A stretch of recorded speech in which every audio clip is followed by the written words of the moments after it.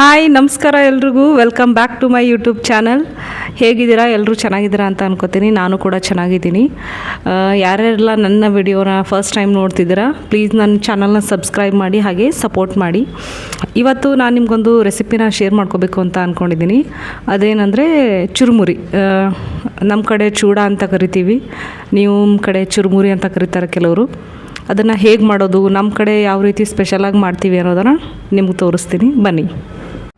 ಇದಕ್ಕೆ ಬೇಕಾಗಿರೋದು ಚುರುಮುರಿ, ಹಾಗೆ ಇಲ್ಲಿ ಒಣ ಕೊಬ್ಬರಿ, ನಾನು ಕೊಬ್ಬರಿನ ಹೆರಚಿ ಒಣಗಿಸಿಟ್ಕೊಂಡಿದ್ದೀನಿ. ಹಾಗೆ ಕರಿಬೇವು, ಇದು ಮಜ್ಜಿಗೆ ಮೆಣಸಿನ್ಕಾಯಿ, ಸ್ವಲ್ಪ ಟೇಸ್ಟ್ ಚೆನ್ನಾಗಿರುತ್ತೆ ಅಂತ ತೊಗೊಂಡಿದ್ದೀನಿ.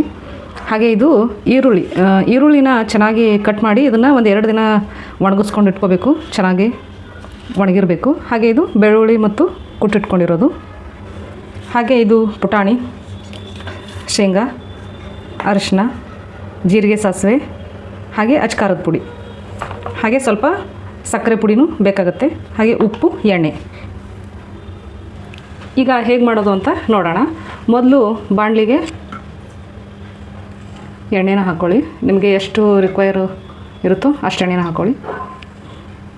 ನಾನು ಸದ್ಯಕ್ಕೆ ಇಷ್ಟು ಹಾಕೋತೀನಿ, ಮತ್ತೆ ಬೇಕು ಅಂತ ಅನಿಸಿದ್ರೆ ಮೇಲ್ಗಡೆ ಹಾಕೋಬೋದು. ಈಗ ಎಣ್ಣೆ ಕಾದಿದೆ. ಫಸ್ಟ್ ನಾನು ಶೇಂಗಾ ಬೀಜನ ಹಾಕ್ಕೊತಿದ್ದೀನಿ. ಶೇಂಗಾ ಬೀಜ ಸ್ವಲ್ಪ ಸುಡೋದಕ್ಕೆ ಟೈಮ್ ಬೇಕಾಗುತ್ತೆ, ಹೀಗಾಗಿ ಮೊದಲು ನಾನು ಶೇಂಗಾ ಬೀಜನೇ ಹಾಕ್ಕೊತೀನಿ. ಶೇಂಗಾ ಬೀಜನ ಒಂದು ಸ್ವಲ್ಪ ರೆಡ್ ಆಗೋವರೆಗೂ ಹುರ್ಕೊಳ್ಳಿ. ಇಲ್ಲ ನೀವು ಶೇಂಗಾ ಬೀಜನ ಮುಂಚೆನೇ ಎಣ್ಣೆಯಲ್ಲಿ ಕರೆದು ತಗೋಬೋದು, ಇಲ್ಲಾಂದರೆ ಇದನ್ನೇ ಸೈಡ್ಗೆ ಮಾಡಿ ಉಳಿದಿದ್ದ ಇಂಗ್ರೀಡಿಯೆಂಟ್ಸ್ನ ಹಾಕೋಬೋದು. ಕೆಲವ್ರು ಹೇಗೆ ಮಾಡ್ತಾರೆ ಅಂತಂದರೆ ಇದನ್ನು ಡ್ರೈ ರೋಸ್ಟ್ ಮಾಡಿ ಸಿಪ್ಪೆನ ತೆಗೆದು ಕೂಡ ಹಾಕ್ತಾರೆ. ನಾನು ಹೀಗೆ ಚೆನ್ನಾಗಿ ಅನಿಸುತ್ತಂತ ಹೀಗೆ ಹಾಕ್ತೀನಿ.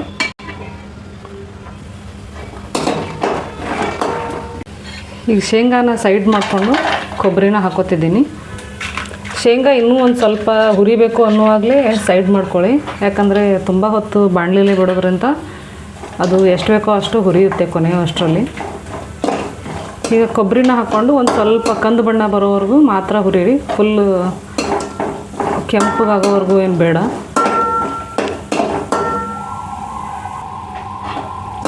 ಈಗ ಕೊಬ್ಬರಿನ ಸೈಡಿಗೆ ಮಾಡಿಕೊಂಡು ನೋಡಿದ್ದ ಈರುಳ್ಳಿನ ಹಾಕ್ಕೊಳ್ಳಿ. ಇದು ಬೇಗನೆ ಸುಟ್ಟೋಗುತ್ತೆ, ಹೀಗಾಗಿ ಸ್ವಲ್ಪ ಫಾಸ್ಟಾಗಿ ತೆಗೆದುಬಿಡಿ. ಇದನ್ನು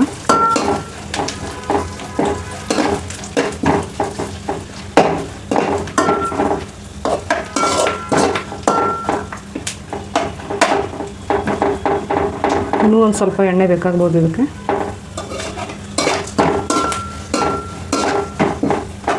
ನಾನು ಎಷ್ಟು ಸಾಧ್ಯ ಆಗುತ್ತೋ ಅಷ್ಟು ಕಡಿಮೆ ಎಣ್ಣೆನ ಹಾಕೋದಕ್ಕೆ ಟ್ರೈ ಮಾಡ್ತೀನಿ. ಈಗ ಮತ್ತೆ ಒಂದು ಚೂರು ಎಣ್ಣೆ ಹಾಕ್ಕೊಂಡಿದ್ದೀನಿ. ಈಗ ಇದಕ್ಕೆ ಸಾಸಿವೆ, ಜೀರಿಗೆ,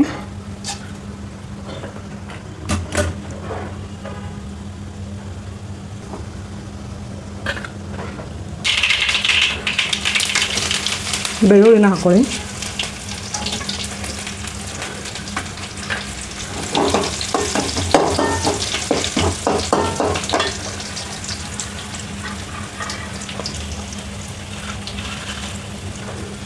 ಹಾಗೆ ಮಜ್ಜಿಗೆ ಮೆಣಸಿನ್ಕಾಯಿ,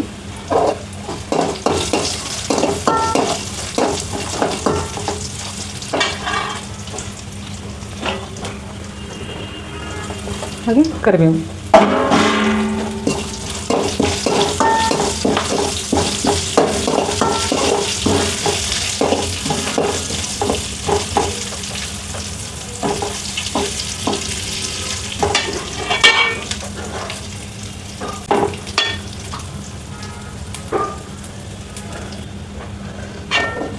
ಇದೆಲ್ಲ ಚೆನ್ನಾಗಿ ಸುಟ್ಟಿದೆ. ನಾವು ಪುಟಾಣಿ ಇದೆಲ್ಲ ಹಾಕ್ಕೊಂಡು ಚೆನ್ನಾಗಿ ಮಿಕ್ಸ್ ಮಾಡ್ಕೊಂಡು, ಉರಿನ ಕಡಿಮೆ ಸಣ್ಣ ಇಟ್ಟೆ ಮಾಡಿದ್ನ, ಯಾಕಂದ್ರೆ ಸೀದೋಗ್ಬಿಡುತ್ತೆಲ್ಲ. ಮತ್ತು ಈಗ ನಾನು ಅರಿಶಿನ,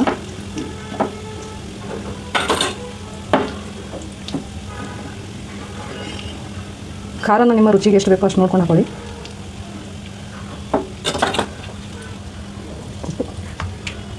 ಉಪ್ಪು ರುಚಿಗೆ ಎಷ್ಟು ಬೇಕಷ್ಟು ಹಾಕೊಳ್ಳಿ. ಹಾಕೊಂಡು ಚೆನ್ನಾಗಿ ತಿರ್ಕೊಳ್ಳಿ.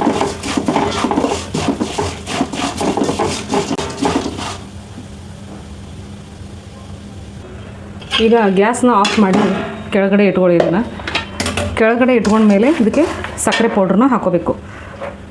ನೀವು ಸಕ್ಕರೆ ಪೌಡ್ರನ್ನ ಹಾಕಿ ಗ್ಯಾಸ್ ಮೇಲೆ ಇಟ್ಟು ತಿರುಗಿದ್ರೆ ಫುಲ್ ಅದು ಸಕ್ಕರೆ ಎಲ್ಲ ಪಾಕ ಬಿಟ್ಕೊಂಡು ಗಂಟಾಗಿಬಿಡುತ್ತೆ.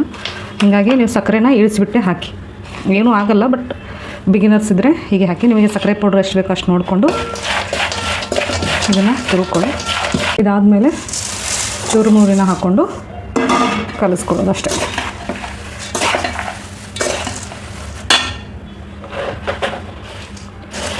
ಇದನ್ನು ಚೆನ್ನಾಗಿ ತಿರುಗ್ಕೊಳ್ಳಿ, ಕಲರ್ ಚೆನ್ನಾಗಿ ಬರುತ್ತೆ. ಈಗ ಇದು ರೆಡಿ ಆಗಿದೆ ನೋಡ್ಬೋದು. ಕಲರ್ ಯಾಕೋ ಸ್ವಲ್ಪ ಮೊಬೈಲಲ್ಲಿ ಸ್ವಲ್ಪಷ್ಟು ಗೊತ್ತಾಗ್ತಿಲ್ಲ ಇದರಲ್ಲಿ. ಇದಕ್ಕೆ ಬೇಕಂದರೆ ಇನ್ನೂ ಸ್ವಲ್ಪ ನೀವು ಸಕ್ಕರೆ ಪುಡಿನ ಅಥವಾ ಉಪ್ಪನ್ನು ಹೆಚ್ಚು ಕಡಿಮೆ ನೋಡಿಕೊಂಡು ಆ್ಯಡ್ ಮಾಡ್ಕೋಬೋದು.